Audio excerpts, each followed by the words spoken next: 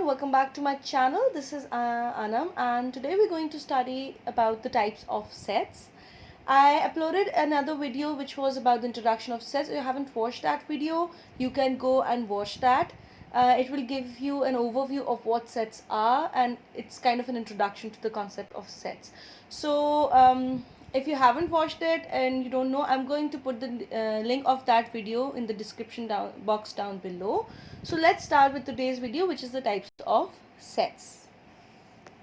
So let's first see what are the contents of our today's video. So what are we going to learn today in this video? We're going to learn about what finite and infinite sets are, what is an empty set or a null set, what is a singleton set, and what are equal and equivalent sets. So let's move further. Alright, so moving on with the first topic, which is finite and infinite sets. So let's see what does these words mean. So finite means that something which is limited in number or quantity or countable.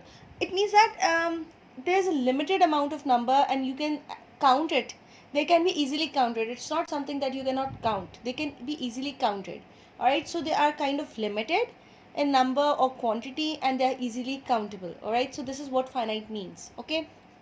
Now what is infinite? Infinite means that something which is unlimited in number or quantity or uncountable. So it's basically the totally an opposite of what finite is. You cannot count an infinite quantity. There's no limit to it. It will go on and on and on, so there's no stopping to it. You cannot count it at all. So the uncountable quantities means that it's an infinite. Alright, infinite means uncountable. Alright. Alright, now let's see what does a finite set means. A set having limited number of elements is called a finite set. Alright, so basically you know that in a set there are elements. The things that are included in a set are known as elements and they are separated by commas. Okay, so if there's a limited amount of elements in it, there is a stop to it, they are countable, it's known as a finite set. Okay, for example, set A is equal to the set of vowels in English alphabet, which is A is equal to A, E, I, O, U. So here you can see that they are countable. There's a limited amount of it. They're not going on and on and on and on and on. So there is a stop to it. So basically it's a finite set. The set of vowels in English alphabet is finite set. It's countable. Okay. Now let's take another example. Set B is equal to the set of natural numbers less than 10. Okay, so you know that the natural number starts from 1. So the numbers less than 10 would be from 1 to 9. That's a limited number. Okay, so B is equal to 1, 2, 3, 4, 5, 6, 7, 8, 9. Okay, so you have put a limit to the numbers of natural numbers. Okay, you are considering it from 1 to 9. So this is a finite set. Okay, this is countable. You can easily write it, it's really countable. Okay, there is not something that is going on. It's not something that you cannot count. It's countable. You have put a limit to it. Okay. Alright, now comes the infinite set. So infinite set is basically totally the opposite of what finite set is. So it means that its definition goes as a set having unlimited number of elements is called an infinite set. Okay, which is a set which has an unlimited number of elements. The elements which cannot be counted. They are uncountable sets, uncountable elements which will go on and on and on. There's no stop to it. You cannot count it. There is no limit to it. Okay, so this is what an infinite set is. For example, n is equal to the set of all natural numbers. Okay, so all natural numbers means from 1 to you can say like there is no stopping to it. You know that 2 millions, trillions, how many there are. So you know that there is no kind of stop to a number. For a finite set, you put a limit to it. Alright, so that you are considering it from 1 to 100, from 1 to 1000. So you're putting a limit to it. Alright, so this till this amount you're going to count. So an infinite set, you cannot count it. It will be going on and on and on. Alright, so how are you going to represent it? That is, n is equal to bracket 1, 2, 3, comma, dot, dot, dot, dot, dot. So this is how you're going to represent an infinite set. Infinite set, let me do a little recap for you is that infinite set is a one which cannot be counted. It cannot be easily counted. Okay. Alright, let's take another example as well. O is equal to the set of odd numbers, which can be written as O is equal to 1, 3, 5, 7 and then dot dot dot dot. It means that there are uncountable numbers, as I mentioned earlier. It will be going on and on and on. So there's no limit to it. Unlimited number of elements. So this is an example, or it's a perfect example of infinite set. Let's consider another example, which is W is equal to the set of whole numbers, which can be written as W is equal to 0, 1, 2, 3 dot dot dot dot dot. Right? So you know that numbers go from 0, whole numbers go from 0 and natural numbers go from 1 to an unlimited amount. Okay, so this is how you go going to write an infinite set. This is how the set of odd numbers and set of whole numbers can be written as infinite sets, only when there's no limit. For example, if it was written from 1, it's a set of odd numbers from 1 to 99, then you were putting a limit to it, so it became a finite set because you have constrained the total amount of numbers to a specific number. Okay, from 1 to 99. Alright, in the set of whole numbers, if you said set of all whole numbers less than 100, which means that from 0 to 99, it makes it a finite set because you have put a limit to it. In this case, there is no limit to it. It's going on and on and on, so it becomes an infinite set. Okay. Okay, now here's an example. The example says that separate the finite and infinite sets.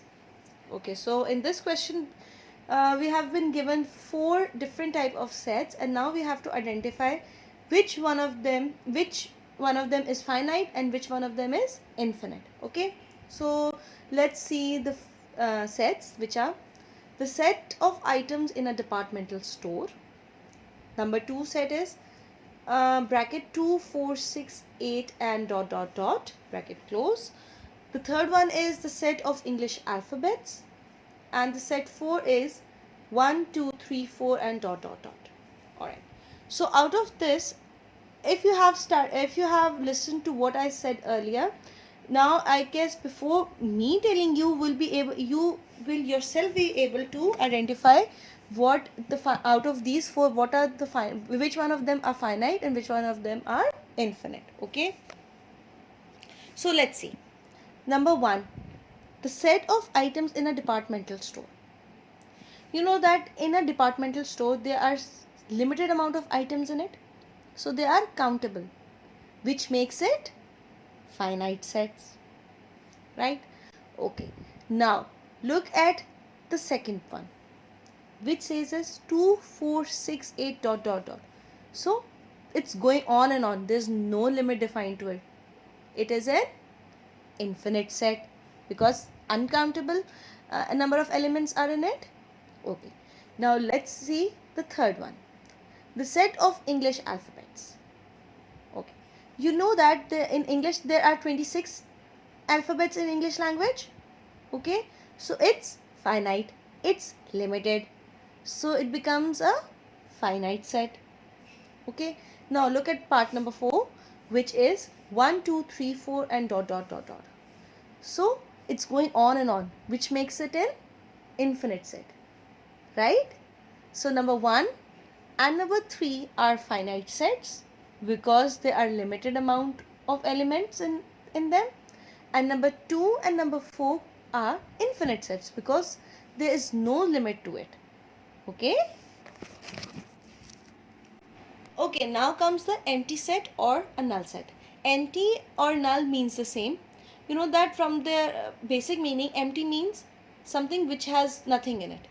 Okay, so an empty set, you must have got an idea from its name.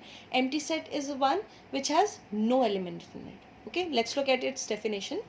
A set having no element is known as an empty set or a null set. Okay, an empty set can be written as the curly brackets and it has nothing in it. Okay, you're not going to write any element in it, so it's going to represent an empty set. It is also denoted by phi. So the symbol you're seeing over here, which has like a O or a 0 with a straight line in between it, vertical line in between it, it's known as phi. Phi, phi. It's a Greek letter phi. Okay.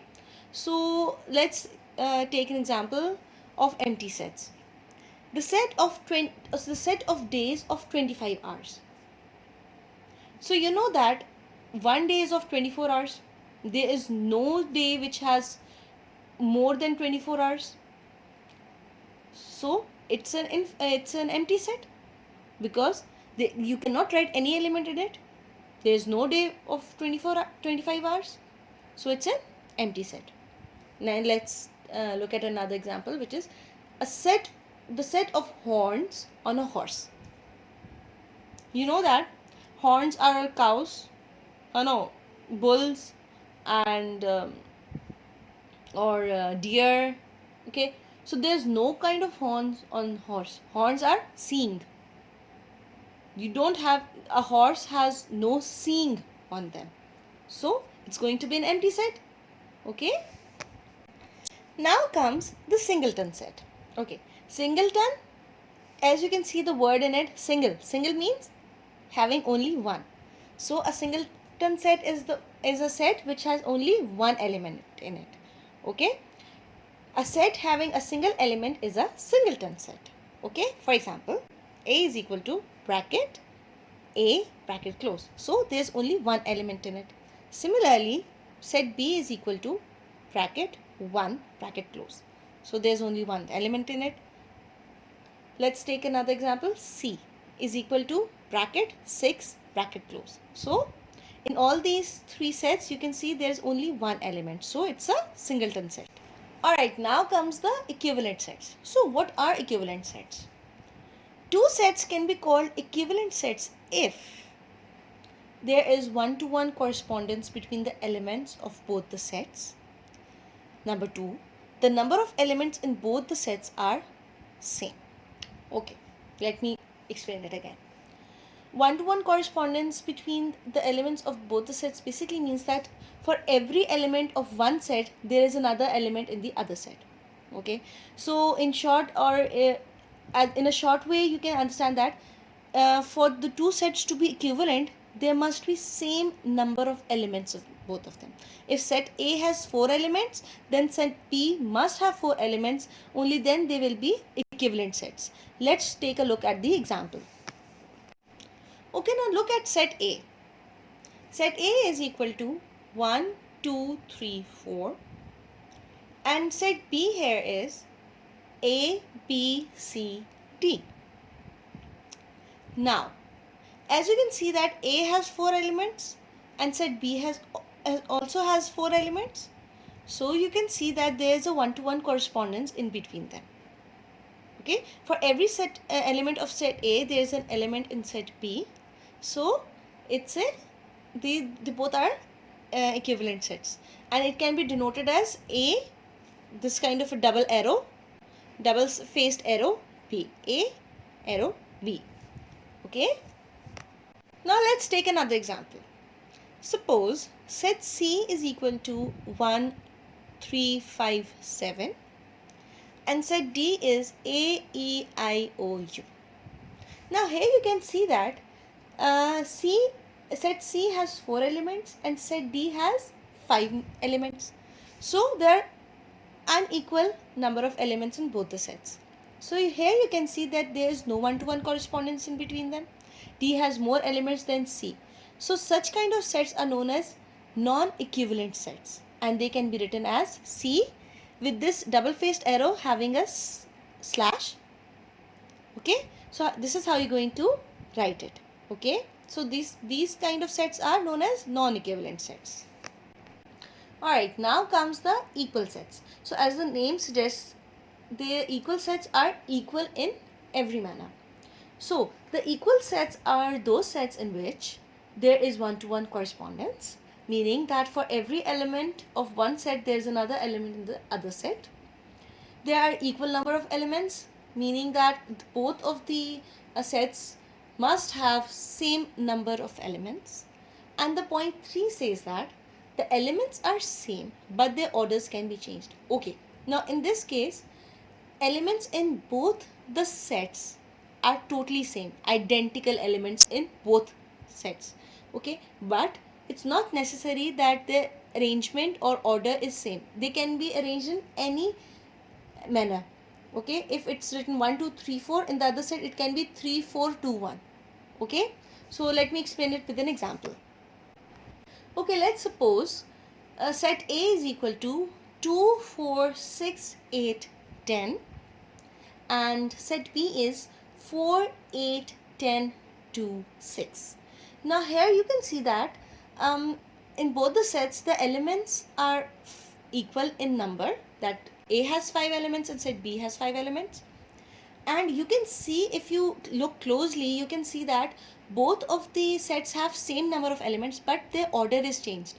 Here in set A it was written 2 4 6 8 10, and in set B it's written 4 8 10 2 6. Okay, the elements are totally same but their orders are changed. So in this case they both are equal sets. It's not necessary that the orders are changed. It can be changed, it cannot be changed, but if they are changed, it doesn't mean that it will become some other kind of set. It will remain the equal sets. Okay, so these such kind of pair of sets is known as the equal sets, and they can be denoted as A is equal to B. Okay. Okay, now let me give you a little recap of what we have started in this lecture today. So, number one, finite sets have limited number of elements. Okay. Infinite sets have unlimited number of elements in them. Okay, so there's no limitation to their quantity. Empty set has no element. Singleton set has only one element. Equivalent sets have same number of elements in both sets.